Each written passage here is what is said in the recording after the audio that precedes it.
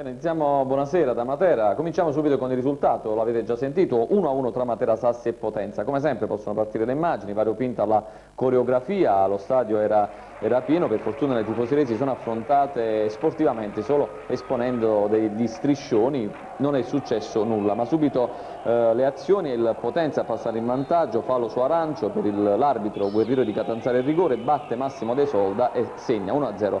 Passano solo 4 minuti, incursione di Neroni che viene falciato in aria, in questo caso altro calcio di rigore molto netto. Ed è il numero 10, il migliore in campo Galeano a battere, ineccepibile la sua esecuzione, 1 pari.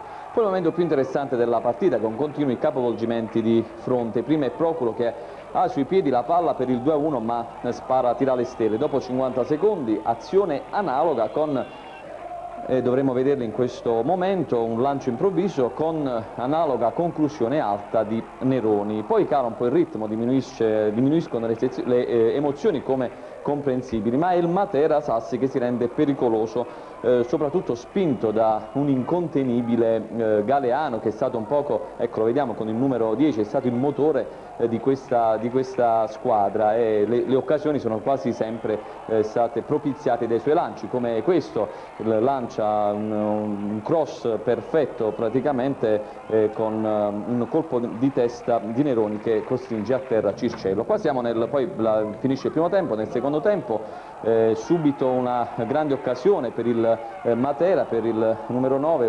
l'occasionissima che però non se ne fa nulla. Poi c'è uno svarione dell'arbitro, lo stiamo vedendo in queste immagini, la regia ha tolto praticamente, c'è stata un'espulsione, il Guerriero l'arbitro ha espulso il giocatore sbagliato e praticamente ha messo fine alla partita, ma Franco Di Pietro ha ascoltato dei giocatori, allenatori delle due squadre negli spogliatoi, vediamo. Un rigore per parte, le decisioni arbitrali ineccepibili in entrambi i casi? Credo di sì, perché soprattutto nella prima parte della partita le squadre erano un pochettino contratte e credo che i rigori c'erano entrambi. Ma io per buona educazione penso di rivederlo con calma questa sera e poi dare un giudizio. Quindi è inutile esprimermi su cose delle quali io non ho convinzione, probabilmente c'è l'arbitro che vede meglio di noi. Potenza che ha retto nel primo tempo, nel secondo però? Ma noi volevamo fare il risultato, forse eravamo un po' troppo tesi, potevamo ripartire un po' di più, essere un pochettino più pungenti, però tutto sommato io credo che il risultato va bene così, accontenta tutte e due e viene dopo una buona prestazione da entrambe le squadre. Un Matera che è andato meglio nella ripresa? Ma diciamo che nel primo tempo, dopo un minuto, un rigore ti taglia le gambe, chi fa il calciatore lo sa. Non era facile, siamo riusciti a rimontare il gol, forse abbiamo avuto un paio di occasioni, come loro anche, per carità, per chiudere il risultato, non ci siamo riusciti, nel secondo tempo abbiamo fatto discretamente per una parte e poi siamo rimasti in 10 nel momento in cui un allenatore pensa dei cambi, viene stravolto tutto quanto e ti condiziona il risultato. Oggi a Matera abbiamo incontrato una buona squadra, una squadra vivace, molto veloce. Un cammino lungo per il Potenza ancora o no? Sì, sicuramente. È un campionato molto lungo ed è molto equilibrato in quanto ci sono molte squadre attrezzate. Temevate di più questo Potenza? Vi aspettavate qualcosa in più? Ma no, noi pensavamo a noi stessi, noi abbiamo un'ottima squadra, abbiamo un grande gruppo e abbiamo cercato di fare la partita. Però non riuscite ancora a vincere? E purtroppo ci sta andando male, però sono convinto che più là le soddisfazioni verranno.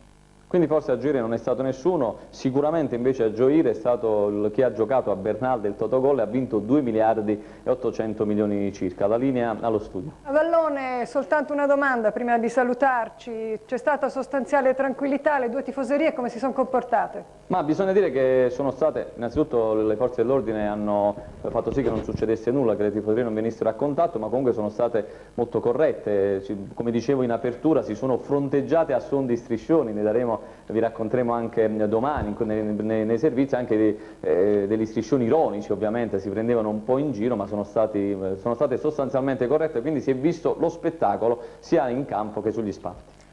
Pari in campo, pari sugli sparti, coloratissima la tifoseria materana che ha regalato un gran bel colpo d'occhio, naturalmente tutto in bianco-azzurro. Bene pure i supporters potentini, con meno spazi ma comunque incisivi e anche spiritosi nel botta e risposta a suon di slogan e coretti. Tra i protagonisti della giornata sicuramente l'arbitro guerriero di Catanzaro, assai lesto e senza dubbi nel concedere rigori. Il primo è stato concesso al Potenza, al quarto ha realizzato Massimo De Solda, il secondo è toccato 4 minuti dopo al Matera Sassi, assegnato Galeano. Un avvio di partita marcato da questi due episodi, più frizzante comunque il Matera Sassi, soprattutto nella ripresa, più convinto di potercela fare, ma a spegnere ogni speranza da tuffare i 3 punti è arrivata a un quarto d'ora dalla conclusione l'espulsione del biancazzurro Cordua. Siamo rimasti in 10 nel momento in cui un allenatore pensa dei cambi, viene stravolto tutto quanto e ti condiziona il risultato. Volevamo fare il risultato, forse eravamo un po' troppo tesi, potevamo ripartire un po' di più, essere un pochettino più pungenti, però tutto sommato io credo che il risultato va bene così, accontenta tutte e due.